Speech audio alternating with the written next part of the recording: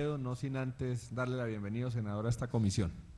Muchas gracias, señor presidente, por su hospitalidad. Con mis saludos al ministro, a todos los colegas del Congreso y a los colombianos que algún día nos escuchen. Lo primero es decir esto, ministro, lo digo un poco como una cuña porque no es el tema del debate. Yo creo que ese artículo 18 de la Ley de Víctimas debería eliminarse.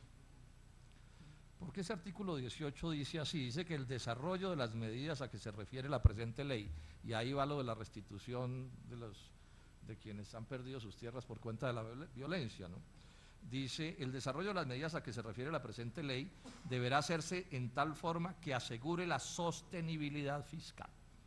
Ese artículo lo que quiere decir, mis queridos colegas, es que esa ley de la restitución de tierras y de las víctimas puede terminar convertida en una burla, porque se prioriza la sostenibilidad fiscal sobre los objetivos de la ley. Este es un debate que hay que darlo sobre todos los temas, porque no tiene sentido que aquí aprobemos leyes, que después entonces el ministro de Hacienda nos sale como una especie de poder supremo y dice que nada de lo que diga la ley se puede aplicar porque la sostenibilidad fiscal no deja.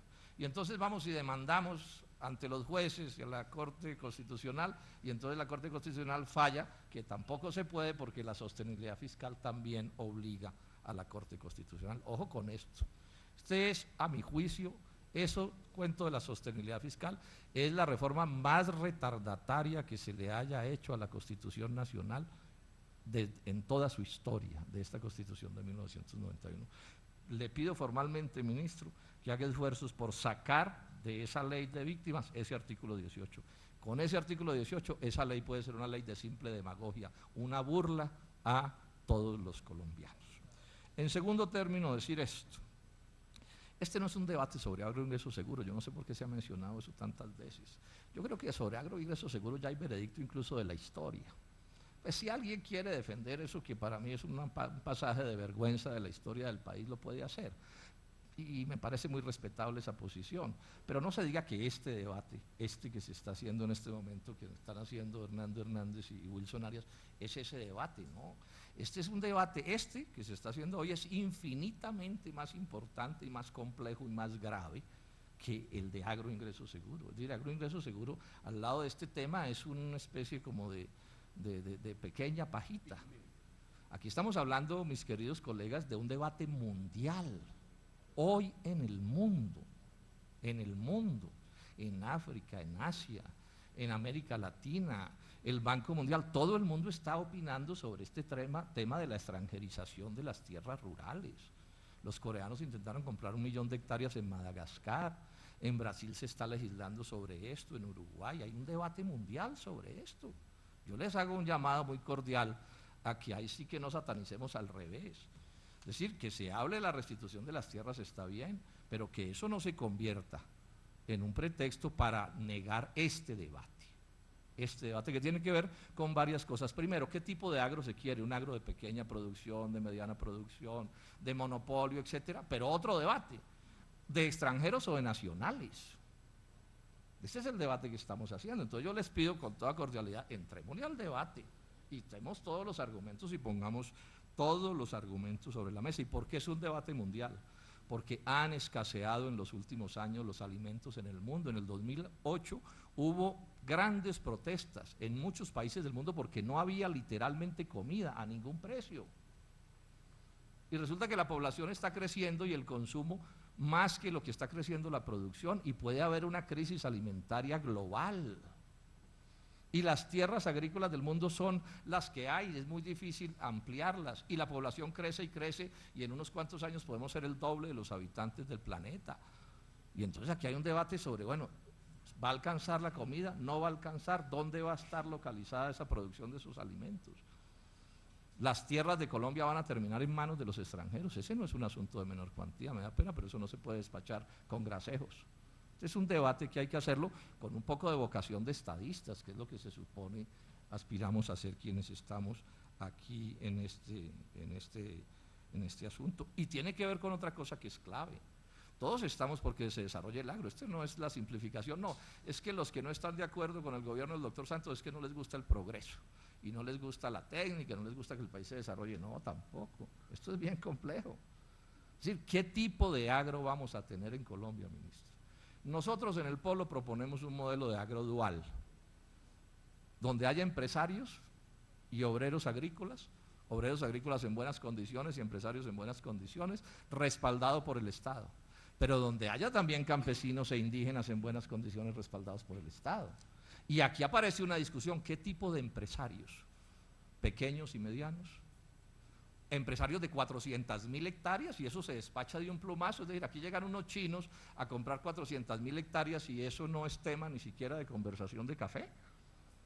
¿Eso es un asunto de menor cuantía? No, yo creo que ese es un asunto clave. Es decir, el capitalismo que queremos es un capitalismo de monopolio, de transnacional, o de pequeña o mediana empresa, o de qué. Yo repito, sobre esto se puede tener la posición que se tenga, pero yo creo que nos equivocamos todos, o se equivocan ustedes que están en el poder, si hacen esfuerzos por negar este debate. Nosotros tenemos el derecho a pedir que se dé. Ustedes pueden tener la posición que quieran, el ministro puede tener la posición que quiera, pero el debate hay que hacerlo de cara al país. El único tema agrario colombiano no es el tema de la restitución de las víctimas. Eso ni siquiera, estrictamente hablando, constituye una política agraria. Eso es una política de restitución de unas tierras. Es como que uno vaya por la calle, una alcantarilla que no tiene tapa y uno se cae en la alcantarilla y después el alcalde le paga la pierna que se rompió. Sí, que le pague está bien, pero eso no es una política urbana todavía.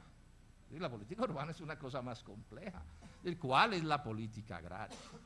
El doctor Juan Camilo Restrepo en otra ocasión en la Comisión Quinta del Senado nos dijo, por ejemplo, que van de una u otra manera a desmontar la UAF, que es una medida legalmente establecida de agricultura campesina, para poder titular en la altillanura en cualquier extensión. Ese también es un debate. La altillanura son las últimas tierras públicas que quedan en Colombia, las últimas tierras del Estado que quedan en Colombia. ¿Cómo se van a distribuir? ¿A pequeños productores, a medianos productores, a grandes productores? Aquí muy alegremente se despacha lo campesino como una cosa horrible. Yo les cuento esto, el 60% y más de la producción agropecuaria colombiana es campesina. Entonces tampoco levanten la teoría de que si es campesino es malo, que si es campesino es negativo, que si es campesino no sirve. ¿De dónde sacaron esa historia? El café no es en muy buena medida agricultura campesina, la papa, la panela, el maíz, de cuántas cosas podemos hablar. Agradezcámosle a sus compatriotas.